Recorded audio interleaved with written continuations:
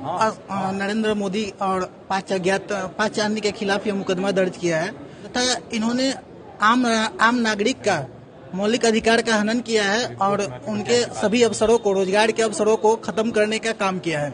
स्वागत है आपका AR न्यूज इंडिया पर। मैं हूं आपके साथ आकिल रजा। बिहार के मुजफ्फरपुर से एक बड़ी खबर आ रही है दोस्तों। वो खबर क्या है? खबर यह है कि एक देशद्रोह का मुकदमा दर्ज किया गया है। किसके खिलाफ? किसी और के खिलाफ नहीं, बल्कि खुद प्रधानमंत्री नरेंद्र मोदी के खिलाफ राष्ट्रद्रोह का मुकदमा दर्ज किया गया है।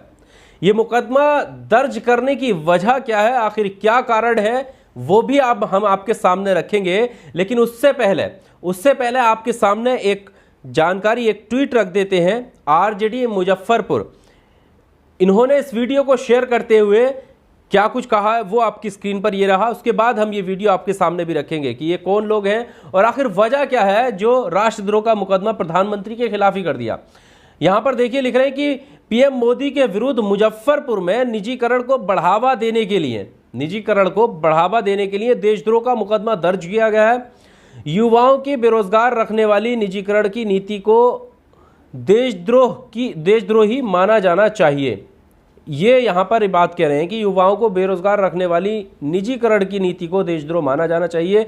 और यहाँ पर वो वीडियो भी शेयर किया है। वीडियो हम आपके सामने रखेंगे, लेकिन अब आपको कुछ हद तक तो पता चल गया होगा कि आखिर प्रधानमंत्री के खिलाफ मुकदमा दर्ज करने जो लोग पहुंचे हैं वो क्यों पहुंचे हैं।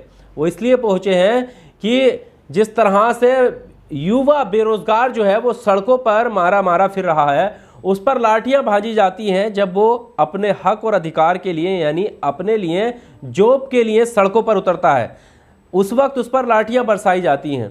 और जो वादा प्रधानमंत्री नरेंद्र मोदी ने, यानी प्रधानमंत्री बनने से पहले 2014 के मैनिफेस्टो में बीजेपी ने किया था, NDA ने किया था, उस वादे पर वो खरे नहीं उतरे।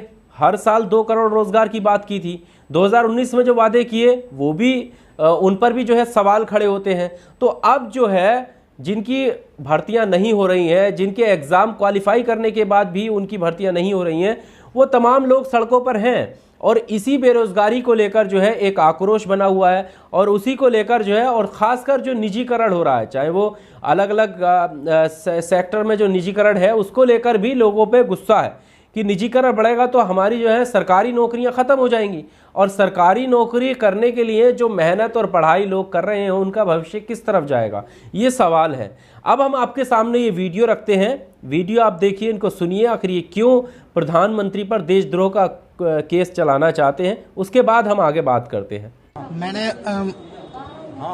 नरेंद्र मोदी और पांच अन्य के खिलाफ यह मुकदमा दर्ज किया है तथा इसमें 40-50 लोग अज्ञात भी हैं। ये मुकदमा भारतीय संविधान के अनुच्छेद का उल्लंघन करने के लिए किया गया है। यह देशद्रोह का मुकदमा है तथा इन्होंने आम नागरिक का मौलिक अधिकार का हनन किया है और उनके सभी अवसरों को, रोजगार के अवसरों को खत्म करने का काम किया है।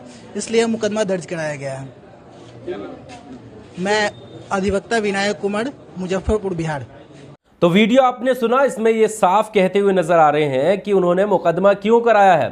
क्योंकि इन्होंने आरोप लगाया है कि प्रधानमंत्री ने सभी अवसरों को, जो रोजगार के अवसर हैं, उन अवसरों को खत्म किया है।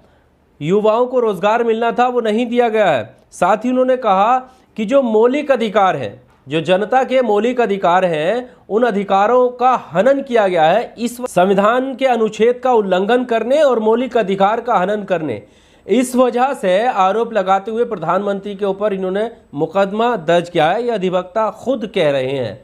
अब आप समझ सकते हैं जो देश का मीडिया आपको दिखा रहा है वो क्या है और दूसरी तरफ चल क्या रहा है। अब आप सोचेंगे कि ऐसा कैसे हो सकता है। देखिए, जनता का जो आक्रोश है वो किस हद तक पहुंच चुका है। सिर्फ आलोचना ही करना वाकई काफ़ी नहीं रह गया है। पहले सिर्फ आलोचना होती थी, उसके बाद सड़कों पर उतरे, उसके बाद अब देखिए कि किस तरह से कानून का इस्तेमाल करने का भी प्रयास किया जा रहा है कि शायद उनको नौकरी मिल जाए, शायद उनकी जो बेरोजगारी है वो ख़त्म हो जाए, उनको एक सही रोज़गार मिल जाए, उनके जो मौलिक अधिकार हैं उन अधिकारों से उन्हें वंचित ना किया जाए। ये तमाम आरोप जो है अब लग रहे हैं और आप देखेंगे कि लगातार एक शिकायत तो बनी है कि जो रोज़गार है वो कम हुआ। क्यों हुआ है? जो भुखमरी का स्तर है वो बड़ा है।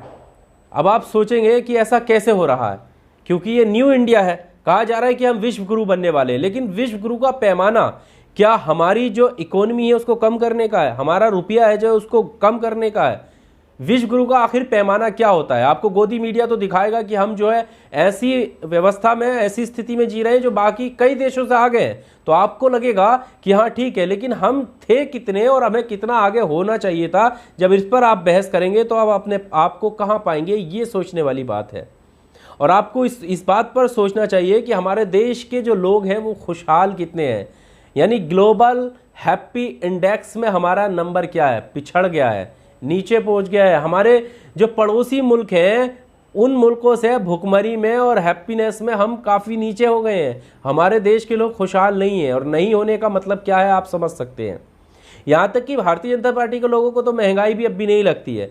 अभी सांसद अनुराग ठाकुर लिख रहे हैं कि महंगाई है ही नहीं, प्रधानमंत्री के आने से जो है महंगाई नहीं है देश में। और आप समझ रहे हैं कि महंगाई किस स्तर पर पहुंच गई है। जनता त्राही त्राही कर रही है, उसके बावजूद भी जो है खाद्य पदार्थों पर 5% GST लगा दिया गया, जिसमें जो आम नागरिक दूध, दही, पनीर, छाछ, मट्ठा और आटा चावल खाता था उस पर भी अब महंगाई बढ़ने वाली है। तो आप समझिए कि किस तरफ जा रहे हैं। और साथ में आप ये समझ सकते हैं कि हमारे ही देश के जो उद्योगपति हैं यानी गौतम अडानी, उनका स्तर इतना बढ़ चुका है कि अब उनका जो है पैमाना लगातार ऊपर बढ़ रहा है।